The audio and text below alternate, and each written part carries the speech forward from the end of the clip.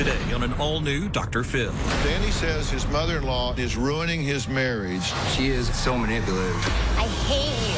I hate you for taking Nicole, manipulating her into not loving me the way she did. I don't try to take her away from you. Yes, you do. I refuse to cut my mother out of my life to save my marriage. You're saying I've got to make a choice between my husband and my mother? You already made that choice when you said I do. Let's do it. Have a good show, everybody. Here we go. This is a safe place to talk about hard things. Stand by. We'll count you down. I try to be an emotional compass and point you in the right direction. 5, 4. I am not giving up on you.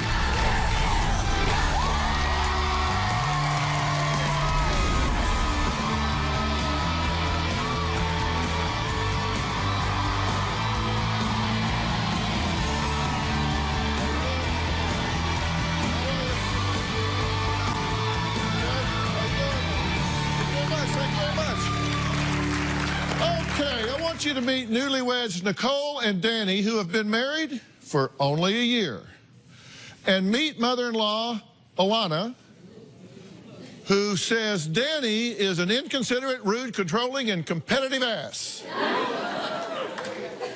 But son-in-law Danny says Alana is a monster-in-law who monopolizes his wife's time with incessant phone calls, just nonstop.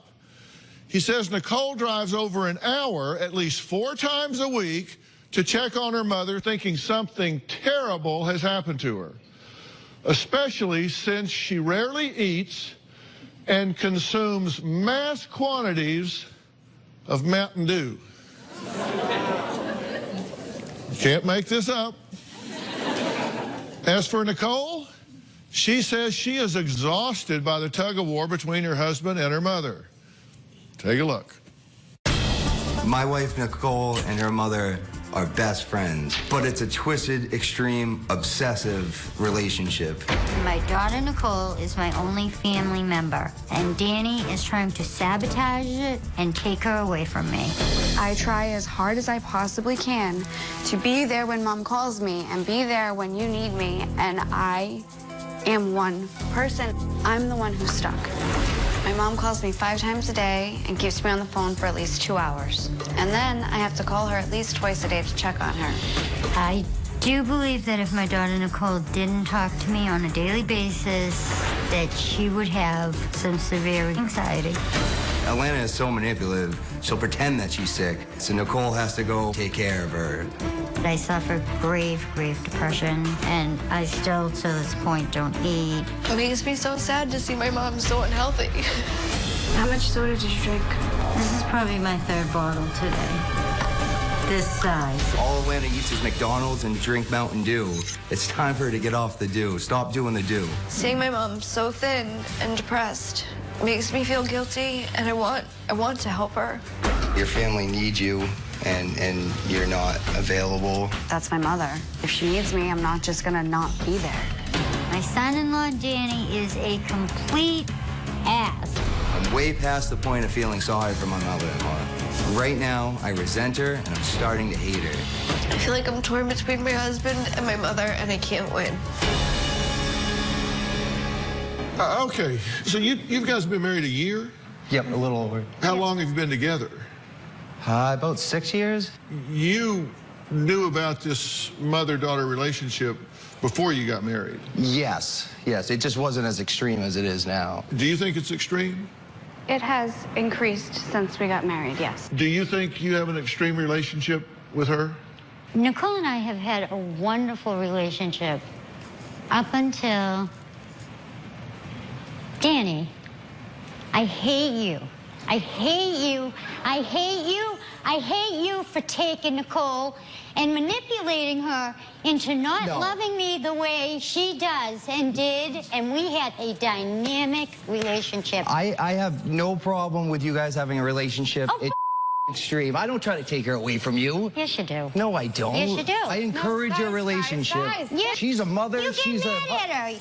What do I hear What on am the I telephone? supposed to do? Oh, come be a mother and a wife when she's trying to talk to her mother. But do you think you have an extreme relationship with your daughter? Yeah, it's extreme. I love her so much. I love her. She's my daughter. Are you over-dependent on her? Possibly, yeah, being honest. Was your father overly dependent on you? My father was extremely dependent on me.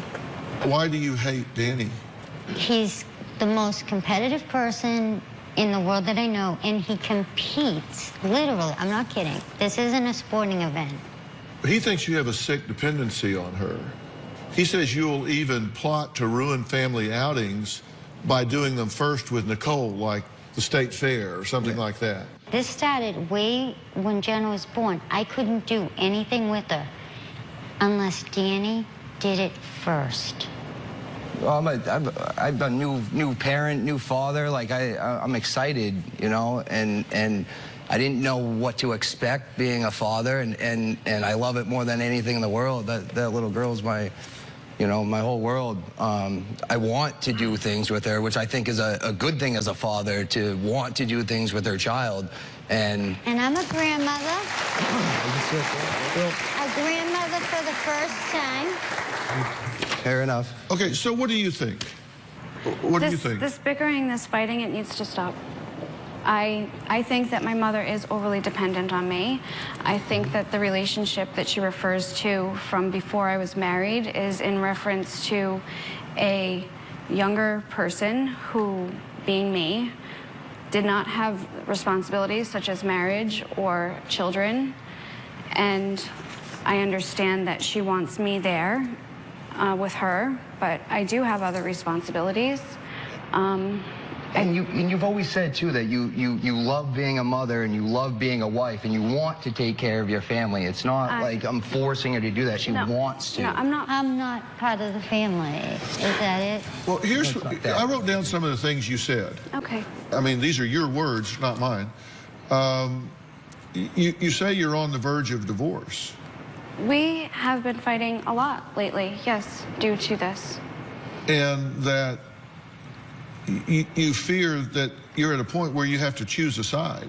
Yes. And that she hates your husband. She's cleared that up for us.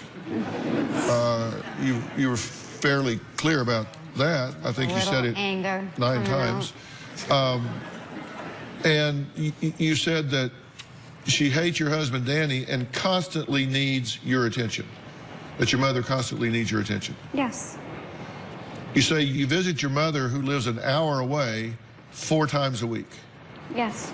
You said that she has lost her entire identity and depends on you to feed her, and if you didn't go there, that she would probably die of malnutrition. I do go there and cook. We cook, and she will tell me if I don't go there that she hasn't eaten in days. What do you mean you don't eat? I think it goes back to, I was a caregiver for my dad for 6 years. He had end-stage Alzheimer's, and I cared for him at home 7 days a week, 24 hours a day. I bit off more than I could chew. I have a lot of respect for you for doing that, by the way. I think that was a really stand-up thing to do. I did my life. Every day I did the best job I possibly could, but in the meantime, the last 2 years, I'd start missing a day of food, and then maybe 2 days of food, and then sometimes 3 days, and then I'd eat something, and then that helps my appetite. That helps me not feel hungry. So why did you ask to bring this out here with you?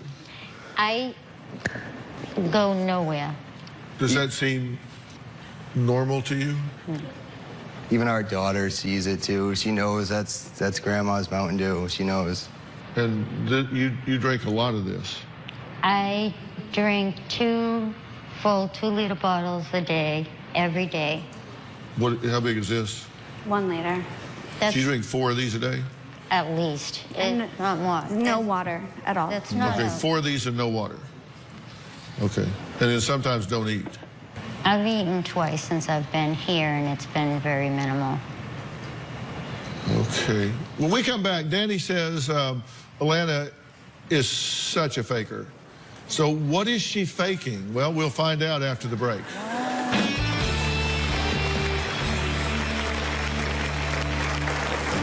Many days when I go to my mom's house, I don't get home until it's time to put Gianna to bed. It's dark outside. It is? It's night. It's late, huh? I love taking care of my daughter, but I wish we could do it as a team. Danny resents the fact that he has been there with Gianna all day. I'm afraid that my marriage is going to end in a divorce because of my mother-in-law. And later, that doesn't sound like kleptomania. What does it sound like? This sounds to me like you went and got a truck, backed the sumbitch up and loaded up 23 generators. Tomorrow on an all-new Dr. Phil. My 17-year-old son is transitioning from male to female. A military mom. You flushed his hormones. Yes, I did. I told him, I said, I'm done with it. Her transgender child. Don't be dressed like that when your dad gets home, because he doesn't want to see it. When she walks on stage. Ariana, come on out. What will mom do? What provokes you to slap her in the face? Because it's legal and she can. That's what she says. That's not true. That's tomorrow. Once our baby daughter was born, Atlanta started to get crazy. He's so obsessed with the baby that I feel like it's hard to get time in with the baby. Atlanta's jealous of the baby, and I think she's trying to make Nicole pay more attention to her and maybe take me out of the picture. Danny wants his family all to himself. Danny is competitive to the point of unhealthy. Well, Danny says his mother-in-law, Atlanta, has a bizarre obsession with her daughter, Nicole. But Danny says his mother-in-law is just manipulating his wife for attention and is ruining his marriage. Take a look at what he says. I'm afraid that my marriage is going to end in a divorce because of my mother-in-law. I want you to put your foot down and be a tough girl and stop this. I can't, Danny. She's not mentally stable enough for me to just say goodbye. I sacrificed my time with Danny to be with my mom. Every time we have a date night, you can bet that Elena is either sick, has lost something, has a hangnail, anything to ruin our night. There's no possible way that we can go out.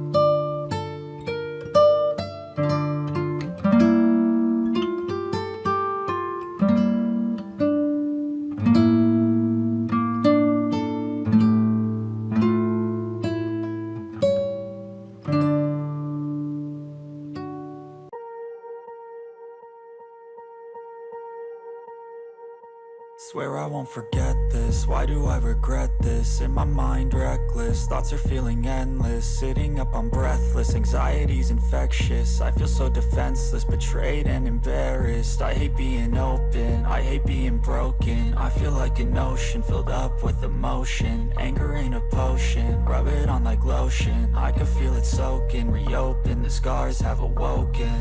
I can't move on till I let go. I feel so lost, never at home. Need to be strong, every breath hold. Cause I can't move on till I let go. I can't move on till I let go. I feel so lost, never at home. Need to be strong, every breath hold. Cause I can't move on till I let go.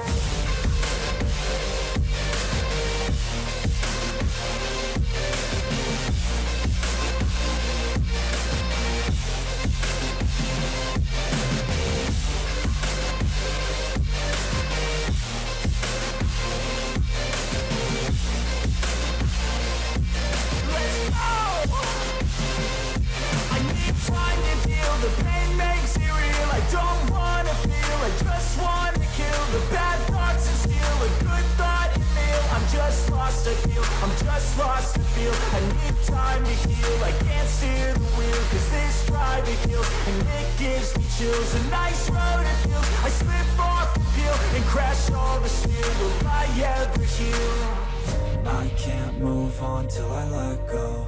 I feel so lost, never at home.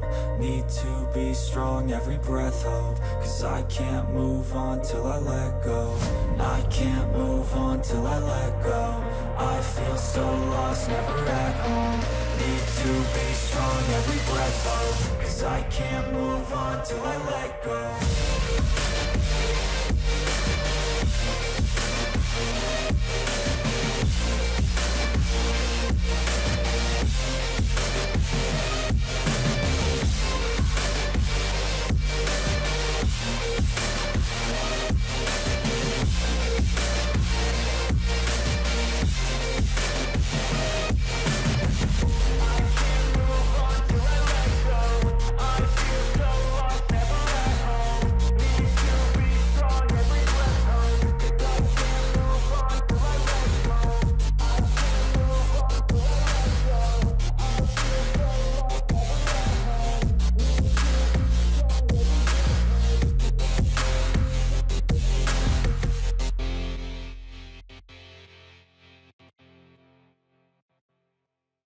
Because her problem is more earth-shattering than ours. One time, we made plans to go to the state fair, and the weekend before we were going to go, Alana took Nicole and my child to that same fair. Alana is purposely pushing me out of the picture. You're either at your mother's house or you're on the phone with her, and me and Gianna miss you. Many days when I go to my mom's house, I don't get home until it's time to put Gianna to bed. It's dark outside. It is? It's night. It's late, huh?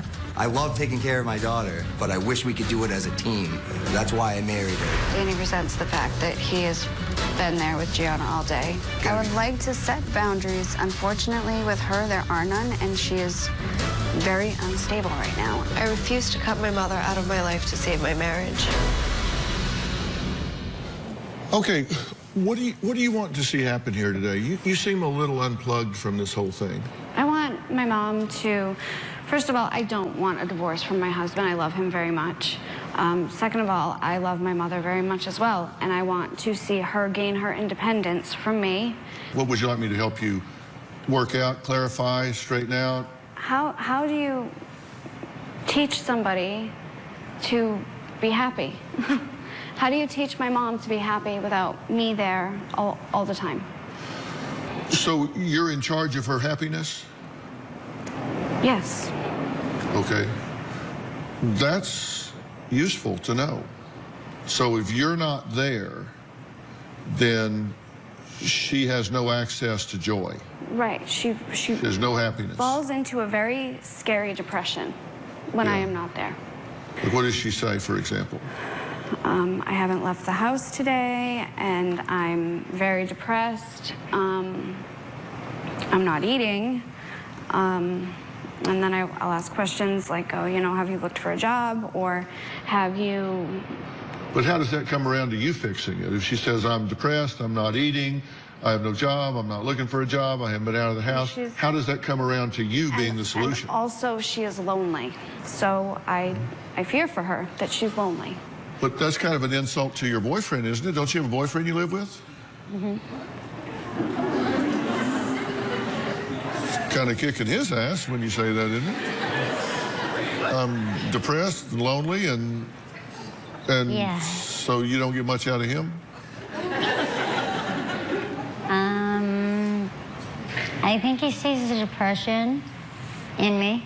You say that she has a depressed voice that she uses to manipulate you. Yeah, I don't think it's an act. I think that she really is that depressed, but it's a very low, like almost sleeping state, quiet whisper. Can I hear the depressed voice? It's not fake. That's for I'm sure. not saying it is. I'm just saying, can you give me an exemplar of what it is when you are genuinely feeling depressed? I'm not suggesting that it's fake. I'm just saying, can you give me an exemplar of how you do sound when you're that way? I just know I sound sad. I'm sad. I don't know what to say. She thinks that you're mentally unstable. Do you agree? I think I have an identity disorder that I don't really know exactly who I am, and I want family around. That's the voice. When I look at that, I see a whole big list of excuses. It's like 30 years of this. I'm angry with him, but I'm angry. And later, she doesn't tell you she's going to kill herself, but she says you come over and read suicide notes that she's written. A journal. That's talking about suicide. That's talking about my life. Come on, lady. I feel him kick. I can feel his little feet. My daughter thinks she's pregnant, and she's not. She actually thinks her baby's Jesus. I am pregnant! And it is Jesus. You believe this baby's the son of God? Yes. The ultrasound was performed on Haley. You say, I'm giving birth. You don't believe that. You are not a lie detector test, and you need to shut it. Before I met him, my ex-husband was a priest. He had an affair with a massage therapist. Who's now his wife? This is the wonderful marriage that I apparently split up, right? She needs to leave the room. Your son killed himself with a shotgun. Peter died under her roof. She doesn't appear to have any recognition of what she's done. Do you believe that she would want your son to be dead? Yes. You sorry son of a bitch! Hey, let me finish. You are finished! My stepdad was a sick pervert. He would have me touch him in the tub. And your grandmother knew this. She was fluffing her hair 10 feet away. I never saw it. You know what you did. I did not molest you. You are willing to destroy my life. You have destroyed mine.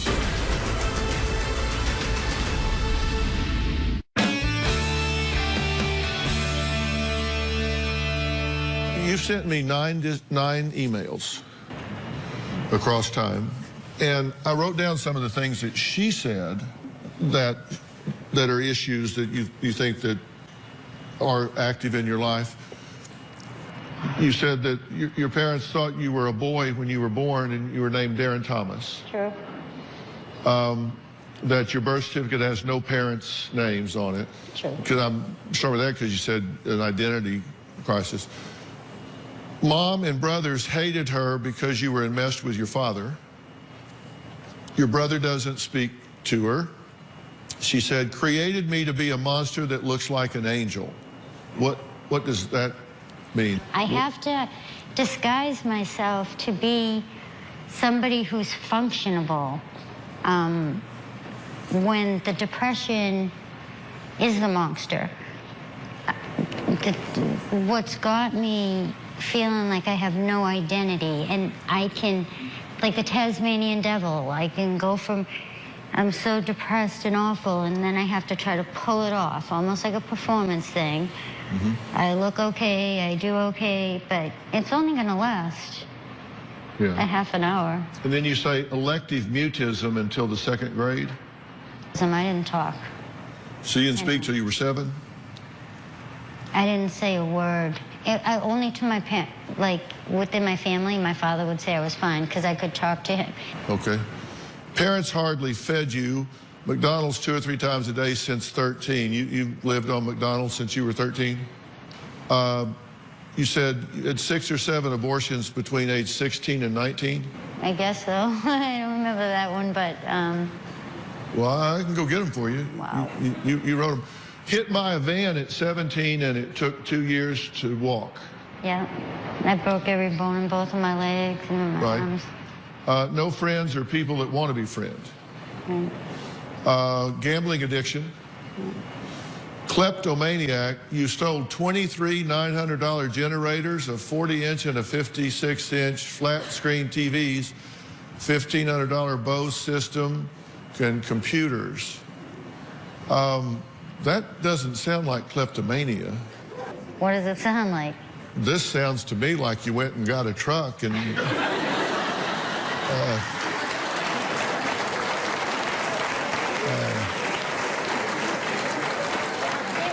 sounds to me like you went and got a truck and backed some bitch up and loaded up 23 generators. It was always on a dare. No, they were one at a time. I didn't go get all 23 at the same time. Well, you didn't put it in your purse. No, they carry them out and put them in my car. You talk them into it. Yeah, I'd say, need help putting this in the car, and they would. You'd make them think you bought it? Yeah, no, that's not kleptomania. That's. Sorry.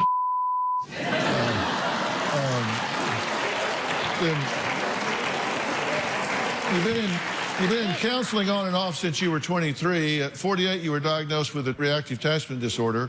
You had an $800 a day cocaine habit, which you stopped at 23. Is that what you needed this stuff for? No. I had the money from the car accident. Oh, okay. I had a lot of money. Smoking 3 packs of cigarettes a day, addicted to sugar, filed Chapter 13 to save your house, took care of your father with Alzheimer's for 4 years. So these are the things you covered in your emails to me. When I look at that, I see a whole big list of excuses. It's like 30 years of like this, where I don't know, maybe I'm just built differently, but I don't make excuses, and I try to, you know, fix a problem, but it's all when she was younger. You know, no, it has not all been when she was younger. No, the 23 is when she started counseling and she stopped doing cocaine. Yeah, a lot of this is much fresher than 23. This has been going on and on and on and on. Next, Alana also says she was emotionally molested by her father.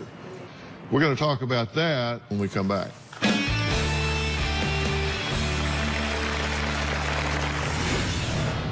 Do you think you see him as a threat? And if he was out of the picture, you would have complete access to her? I'm angry with him.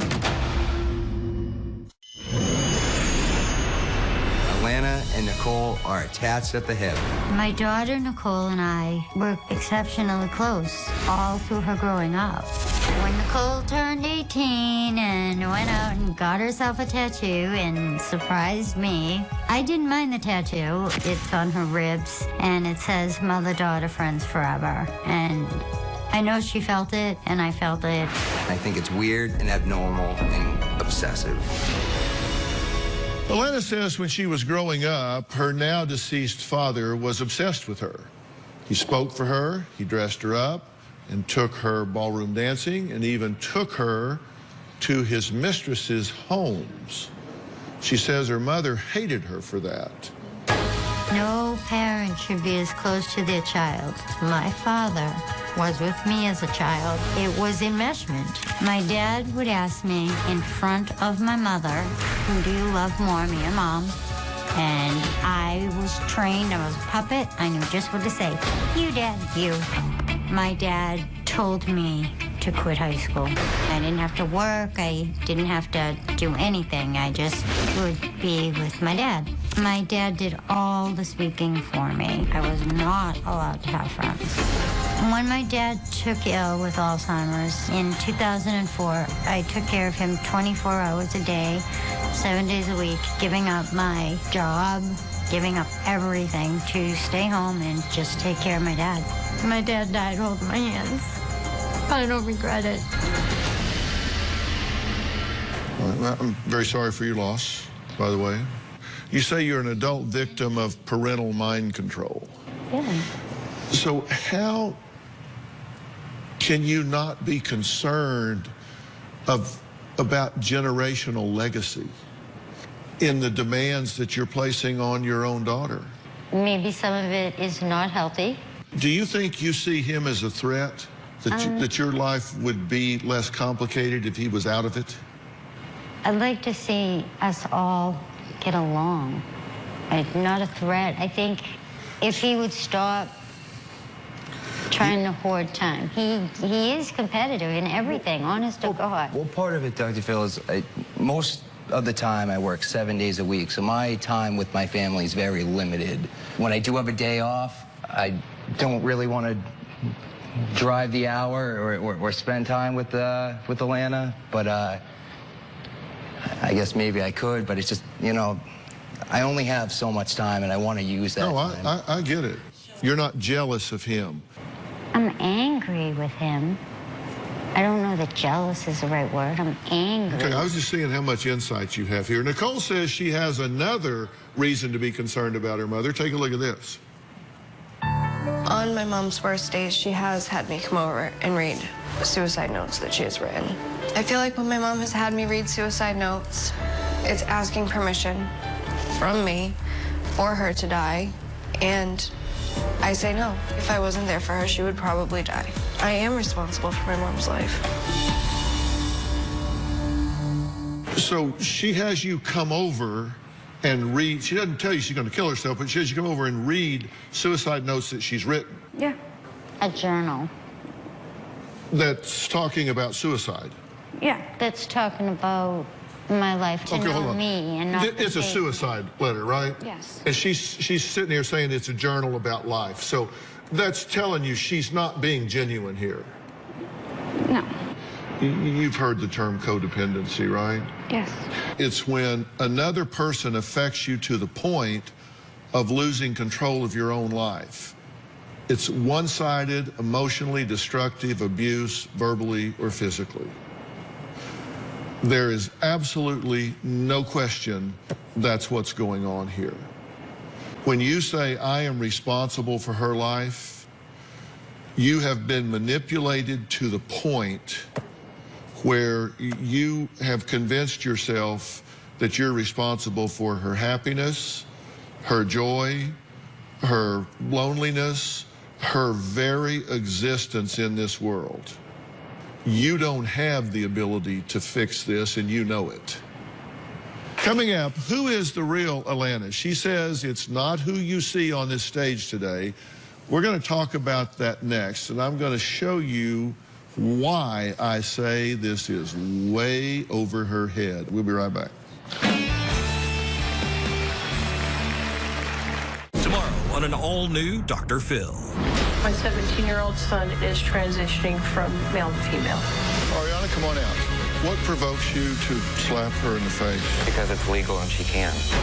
That's tomorrow. I think that Alana might be using prescription drugs. She slurs her words a lot. She has crazy mood swings. She's unstable. If she is on drugs, then anything could happen. She could put my baby in the car and crash. It scares me. I think Alana's a danger to herself and my family. Danny says his mother-in-law, Alana, is a drama queen who may have a drug problem. Let me tell you what she's doing.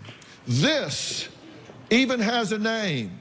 It is called the Holy Trinity Cocktail, where you get Klonopin, Asoma, and Vicodin. These three drugs are called the Holy Trinity Cocktail because the drug interactions result with overlapping side effects of drowsiness, respiratory depression, confusion, seizure risk, and death. Those three drugs in combination will kill you.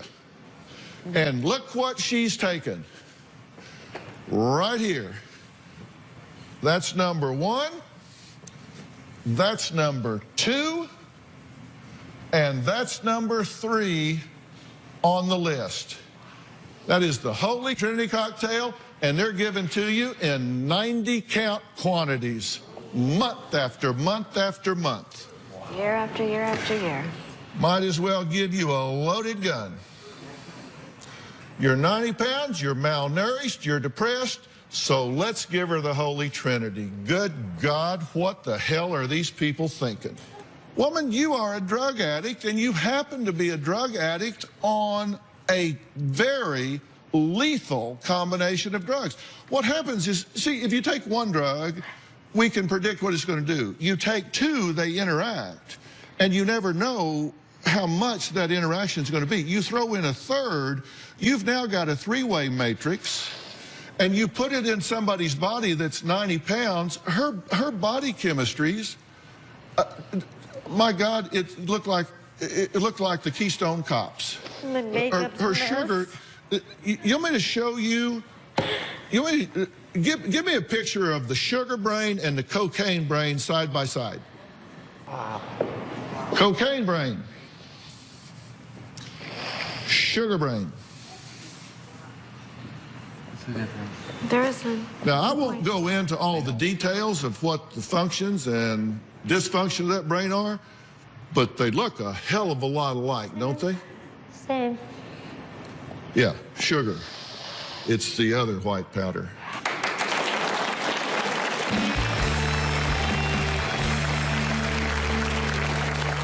If you're going to be in the Los Angeles area and want to watch a live taping of the Dr. Phil Show, call 323-461-PHIL or visit drphil.com. Tickets are free, and I hope to see you soon.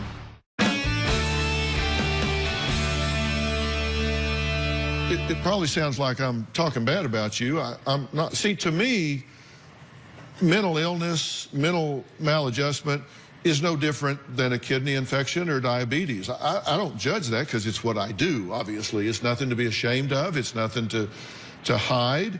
It's something to acknowledge. And I do think you have some distorted views of life and reality. I think you have some mental, emotional maladjustment. I think you've come by it pretty honestly. I think the relationship you had with your father was really unhealthy, and I think children learn what they live, and you learned what you lived, and you're now replicating that with your daughter, and you're learning it well. And if you don't break this generational legacy, you will pass it on to your child. And here you didn't come through all this. You're the outsider, and you're coming in saying, this looks nuts. This looks nuts to me. What the hell is going on here? You're saying, I've torn here. I got to make a choice between my husband and my mother. You want some good news? You already made that choice when you said, I do.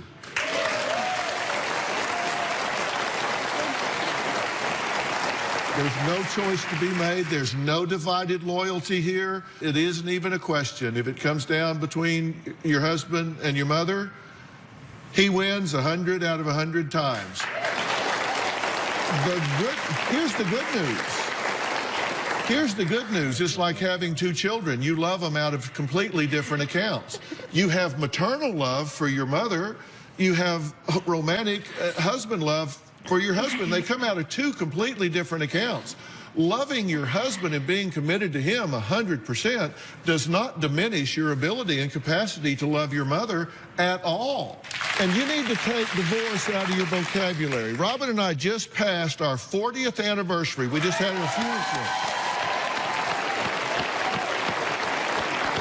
And in 40 years, the D word has never been spoken in our home. It's never been spoken in our relationship, because whatever disputes or distortions, whatever we have, the relationship is never the stakes for which we are playing. You want your daughter to be happily married. You don't want your daughter to have the relationship with you that you had with your father. Here's what I recommend. The first thing I want to do is I'm going to send you to Origins. Now, let me tell you, Origins is the nation's leading dual diagnosis treatment center. And they offer a very sophisticated, gender-specific, age-specific treatment program for men and women. They specialize in the treatment of addiction, trauma, and other psychological disorders. I'm going to pair that up with Dr. Frank Lawless and the PNP Diagnostic Center, which is a multidisciplinary platform of diagnostics, which is going to look at you neurologically, psychologically, biochemically, hormonally, every way possible. We are going to get a baseline of where you are on everything. We're even going to get you off of the do. And we're going to get you healthy where you can begin to see things with some clarity. Does that make some sense? Would you like to do this? I think it's a miracle, yeah. Deal? All right. Deal? All right. Special thanks to the Origins Behavioral Health Care, Dr. Frank Lawless, and the PNP Center. Next, we're going to talk about why a mother is panicked at the thought of having another child. We'll meet her after the break.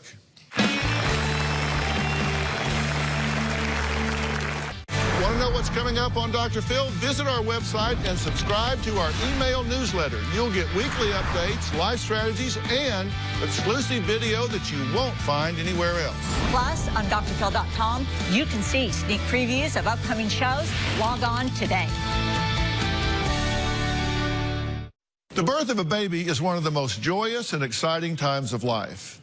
But for a surprising number of women, having a baby can trigger a debilitating and often frightening condition called postpartum depression. My next guest can relate to that. Take a look. My life was turned upside down after I gave birth to my son. I really didn't feel like myself anymore. I first noticed I was very paranoid that somebody was coming to take my son. I was anxious all the time. I absolutely thought I was crazy. I had a hard time bonding with my son. I felt nothing for him. I was very nasty to my husband. I hated him, and I had no reason why. She just started screaming, just went off on me, told me to get out at her. The symptoms were so bad that it almost ruined my marriage. This point was I got in my car, I started driving home, and then I got to the bridge. And I don't know what happened. I realized I was trying to drive my car off of the bridge. I was officially diagnosed with postpartum depression 4 months after my son's birth. I have a horrendous fear of having more children. I'm just too scared to go through the nightmare of postpartum depression again. Well, the big issue, and Lisa is here with us, and also joining us is our good friend, Dr. Frida Lewis Hall, Chief Medical Officer of Pfizer. Welcome, both of you. When did you first begin to notice what you now know to be signs of postpartum depression, and what was happening? I started having numbness feelings. I didn't really feel anything. I didn't feel nothing for my son, my husband. And when I went to my midwife for help, she had said that I was the worst case of postpartum depression that she had ever seen. Okay, so numbness, you mean you just felt bland, just dull emotionally? I felt nothing. Okay. How can a new mom tell if she's feeling anxious or overwhelmed, usually called the baby blues, but how do they know if it's more serious? About 80% of women after the birth of their baby will go through what we refer to as some form of the baby blues. And that's when a mom will experience sadness, anxiety, maybe tearfulness, difficulty sleeping. But this should only last about 2 weeks. But postpartum depression is much more severe, much more intense, and lasts longer. So the duration is a very important part of it, and the severity, the deepness of what you're feeling is also really important. What's happening is a form of clinical depression that occurs in about 10 to 15% of women who give birth. So during your postpartum depression, what happened that alerted you to a problem? The bridge scenario was the cue that something was really wrong. I was having a lot of suicidal thoughts before that, but I started having vivid hallucinations of driving my car off of the bridge. Any suicidal thoughts is a very serious symptom of postpartum depression and requires immediate medical attention. Women often with postpartum depression experience things like these extreme mood swings back and forth. They have difficulty bonding with their baby. They may push family members and others away, withdraw from them, and experience extreme anxiety, anger, and a lot of guilt. A lot of women feel ashamed about this, but postpartum depression is a serious illness, as you've experienced, and so medical care is really important to get right away. One thing I want to say about asking for help is don't be afraid that they're going to take your baby away from you. That's not the case. You'll get help. They'll give you the support, and the things that need to happen. Do we know what causes postpartum depression from a medical standpoint? So we don't know exactly what causes it, but we know that there are extreme shifts in hormones and in kind of the physical body that's happened during pregnancy, during birth, and after. And we think that combined with the stress of taking care of a newborn baby is enough, right, that interplays together to create the situation. Right. And I also want to add a risk factor that is really important, and that is if you have a history of depression, your risk increases for developing postpartum depression. Given the severity of your reaction, you say you and your husband are worried about having more children. We want to have more children, but I'm terrified of having recurrent postpartum depression episodes again. And what are the chances it's going to happen in subsequent pregnancies? So studies tell us between 25 and 50% of women who have postpartum depression will experience or can experience a reoccurrence of that depression in a subsequent pregnancy. But if you know that is information, then if you're thinking about getting pregnant or if you are pregnant, you can talk to your healthcare team and work with them to develop a treatment plan that may reduce a reoccurrence of postpartum depression. And that treatment plan can include things like counseling, a very regular screening for depression, and it could include medications. Because you felt pretty alone with this before. Absolutely. So where can women get additional information about postpartum depression? On gethealthystayhealthy.com, we have stories from women like Lisa who are courageous and have shared their stories about postpartum depression, and along with some management tips on managing postpartum depression and some links to resources like support groups. And of course, while you're there on Get Healthy, Stay Healthy, you can sign up for a monthly newsletter, and then you can just get information that comes directly to you in your inbox. Yeah. What I like about it is it's not all theoretical. There are really good action steps there. Whatever disease, disorder, whatever you're looking at, they're really usable action steps. I want to thank all of my guests today, especially Dr. Frida Lewis Hall. For more information on today's show, you can visit drphil.com. We'll see you next time, and best of luck going forward with this. Okay, thanks a lot. Thanks a lot.